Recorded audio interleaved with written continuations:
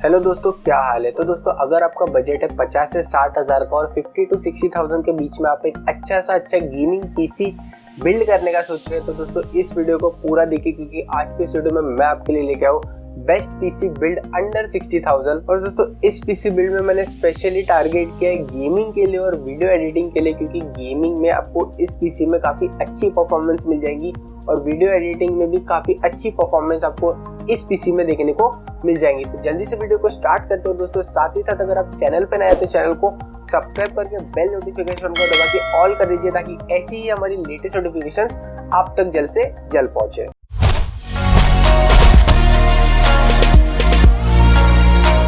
तो गाइस, जो सबसे पहला और सबसे ज़्यादा मेन कंपोनेंट रहता है पीसी बिल्ड करने के लिए, वो होता है सीपीयू। तो इस बिल्ड में हमने जो सीपीयू यूज़ किया है वो है AMD की तरफ से AMD Ryzen 3500। वेल, ये जो सीपीयू है ये काफ़ी अच्छा है गेमिंग के लिए और वीडियो एडिटिंग के लिए बजट के हिसाब से, और ये अच्छे से गेमिंग एक्सपीरियंस दे देगा, रेंडरिंग भी काफ़ी अच्छे से कर लेगा। साथ ही साथ आपको इसमें जो मल्टीटास्किंग होती है वो भी काफ़ी अच्छे से ये जो सीपीयू है काफ़ी अच्छे से हैंडल कर लेगा। वेल दोस्तों, इस सीपीयू में 6 कोर और 6 थ्रेड मिल जाते हैं। साथ ही साथ इस सीपीयू का जो बूस्ट क्लॉक है वो है 3.6 गीगाहर्ट्ज का, और ये टर्बो बूस्ट पे 4.1 गीगाहर्ट्ज तक के जाता है। और इस सीपीयू में 19 MB की कैच मेमोरी मिल जाती है। साथ ही साथ इस सीपीयू का जो TDP है वो है 65 वॉट का, मतलब काफी कम वॉट में आपको काफी अच्छा परफॉर्मेंस इस सीपीयू के तरफ से देखने को मिल जाएगा। और ये जो सीपीयू है 3200 मेगाहर्ट्ज तक डुअल चैनल वाली मेमोरी रैम को सपोर्ट करता है। तो ये काफी अच्छा है, क्योंकि ज्यादा मेगाहर्ट्ज वाली मेमोरी रैम सपोर्ट करेगा तो उतना ज्यादा आपको बेटर परफॉर्मेंस देखने को मिल जाएगा। बाकी इस सीपीयू का जो सॉकेट है वो है AM4 का, और इस सीपीयू की जो प्राइस आती है वो है 11,580 रुपीज। और गाइस, साथ ही साथ में जितने भी कंपोनेंट्स के बारे में मैं आपको बता रहा हूँ उन सब की लिंक आपको नीचे डिस्क्रिप्शन में मिल जाएंगी, तो आप इजीली वहाँ पे जाके चेकआउट भी कर सकते हैं। तो गाइस, ये जो सीपीयू हमारे बजट के हिसाब से काफी बढ़िया है, क्योंकि इसमें आपको काफी अच्छी परफॉर्मेंस मिल जाएगी गेमिंग के लिए भी और वीडियो एडिटिंग के लिए भी। साथ ही साथ ये जो सीपीयू है काफी अच्छे से जो टास्क है काफी अच्छे से बैकग्राउंड में टास्क को भी हैंडल कर लेता है। तो अब चलते हैं सेकंड कंपोनेंट की तरफ। तो जो सेकंड कंपोनेंट है वो है मदरबोर्ड। तो इस पीसी बिल्ड में हमने जो मदरबोर्ड यूज किया है वो है गीगाबाइट की तरफ से गीगाबाइट B450। वेल, ये जो मदरबोर्ड है काफी अच्छा है। इस मदरबोर्ड में AMD Ryzen के 3rd जनरेशन, 2nd जनरेशन और 1st जनरेशन के सारे सीपीयूज सपोर्ट करते हैं। साथ ही साथ AMD Athlon और AMD APU वाले जो सीपीयूज रहते हैं ये भी इसमें सपोर्ट करते हैं। तो गाइस, ये जो मदरबोर्ड था बजट के हिसाब से काफी फिट बैठ रहा था। बाकी अगर मदरबोर्ड के पोर्ट्स की बात की जाए तो इस मदरबोर्ड में सभी पोर्ट्स मिल जाते हैं। USB 3.0, USB 2.0, HDMI का पोर्ट भी मिल जाता है और DVI-D का पोर्ट भी मिल जाता है, जो कि मल्टी डिस्प्ले के लिए काम आता है। साथ ही साथ ये मदरबोर्ड जो ये DDR4 के रैम को सपोर्ट करता है, डुअल चैनल DDR4 के रैम को सपोर्ट करता है। तो जो रैम कॉम्बिनेशन है इस मदरबोर्ड का वो भी काफ़ी ज़बरदस्त है। तो गाइस, ये जो मदरबोर्ड है बजट के हिसाब से और AMD Ryzen 3500 के हिसाब से ये जो मदरबोर्ड है काफी बेस्ट बैठता है। तो गाइस, इस मदरबोर्ड की जो प्राइस आती है 7,750 रुपीज, और इसकी लिंक आपको नीचे डिस्क्रिप्शन में मिल जाएगी। तो गाइस, अब चलते हैं थर्ड कंपोनेंट की तरफ। तो जो थर्ड कंपोनेंट है वो है ग्राफिक कार्ड। तो इस बार हम लोगों ने इस पीसी बिल्ड में जो ग्राफिक कार्ड यूज किया है वो है ASUS की तरफ से ASUS 1650 सुपर ओवरक्लॉक वाला एडिशन है ये। तो गाइस, ये जो ग्राफिक कार्ड है इनफ है गेमिंग के लिए, स्पेशली मिड गेमिंग्स के लिए।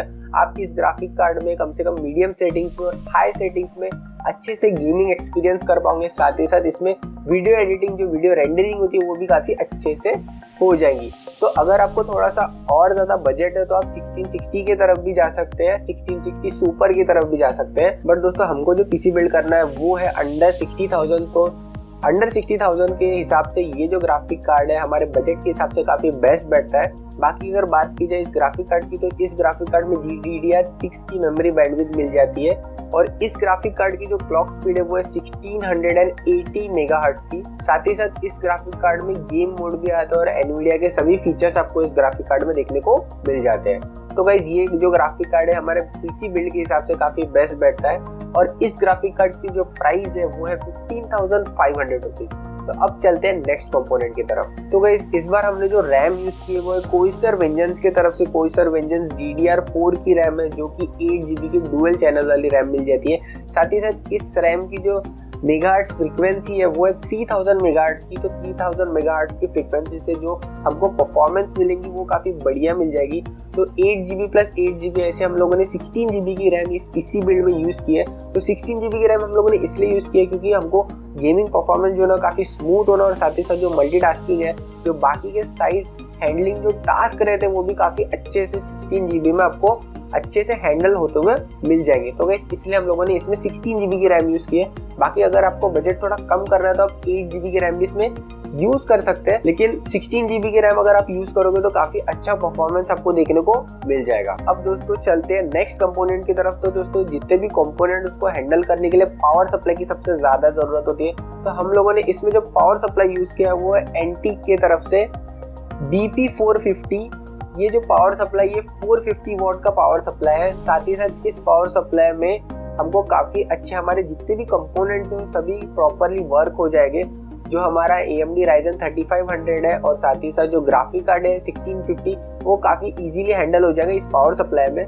बट दोस्तों अगर आपको फ्यूचर में और ज़्यादा कंपोनेंट्स को बढ़ाने हैं और आपको पावर सप्लाई थोड़ा ज़्यादा होना तो आप 500 वॉट का भी पावर सप्लाई यूज़ कर सकते हो या 550 वॉट का भी पावर सप्लाई यूज़ कर सकते हो। और गाइस बात की जाए इस पावर सप्लाई के प्राइस की, तो इस पावर सप्लाई की जो प्राइस आती है वो है 2650 रुपीज़। तो गाइस अब चलते हैं नेक्स्ट कंपोनेंट की तरफ। तो जो नेक्स्ट कंपोनेंट वो है स्टोरेज। और स्टोरेज में हम लोगों ने इसमें SSD यूज़ की है और SSD इसलिए यूज़ की है क्योंकि इससे हमको जो परफॉर्मेंस मिलेगी वो ज़्यादा स्मूथ मिल जाएगी, क्योंकि SSD से जो विंडोज़ लोड होता है वो काफ़ी स्मूथली और काफ़ी जल्दी लोड हो जाता है। और साथ ही साथ जो गेमिंग होती है तो उसमें भी आपको काफ़ी जल्दी लोड टाइम मिल जाएगी और साथ ही साथ परफॉर्मेंस भी काफ़ी अच्छी मिल जाएगी। इसलिए हम लोगों ने इसमें SSD यूज़ की है। तो गाइस जो हम लोगों ने SSD यूज़ की है वो है WD की तरफ से WD Green 240GB की SSD हम लोगों ने इसमें यूज़ की है। और ये जो SSD है आपको अंडर 3000 रुपीज़ में देखने को मिल जाएगी। तो दोस्तों जितने भी हम लोगों ने कंपोनेंट्स यूज़ किए उस सबका टोटल बजट निकाला जाए तो उसका टोटल बजट जाता है वो 51,075 रुपीज़।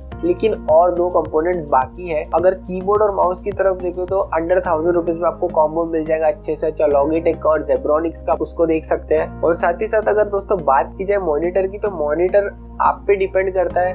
तो अगर मेरे हिसाब से देखोगे तो आप 5 से 6000 का भी मॉनिटर देख सकते हैं। लेकिन अगर आपको गेमिंग के लिए अच्छा मॉनिटर होना तो आपको आई बटन में एक लिंक मिल रही होगी, आप उस पर जाके क्लिक कर सकते हो। उस लिंक में आपको बेस्ट मॉनिटर अंडर 15,000 में देखने को मिल जाएंगे, जिसमें आपको हाईयर रिफ्रेश रेट भी देखने को मिल जाएगा। साथ ही साथ बड़ी डिस्प्ले वीडियो एडिटिंग के लिए और गेमर्स के लिए हाईयर रिफ्रेश रेट भी देखने को मिल जाएंगे। तो गाइज यही था वो बेस्ट पीसी बिल्ड अंडर 60,000। तो गाइज अगर आपके कोई भी क्वेश्चन हो तो आप मुझे जरूर से नीचे कमेंट डाउन में पूछ सकते हो। और साथ ही साथ अगर आप चैनल पे नए तो चैनल को सब्सक्राइब करके बेल नोटिफिकेशन को दबा के ऑल कर लीजिए। और साथ ही साथ हमको फेसबुक पे, इंस्टाग्राम पे और ट्विटर पे फॉलो कर लीजिए। वहाँ पे भी हम लोग आपको डेली अपडेट्स देते रहेंगे। और साथ ही साथ दोस्तों आज की वीडियो में बस इतना ही और मैं मिलता हूँ आपको ऐसे ही अगले वीडियो में। तब तक के लिए थैंक यू।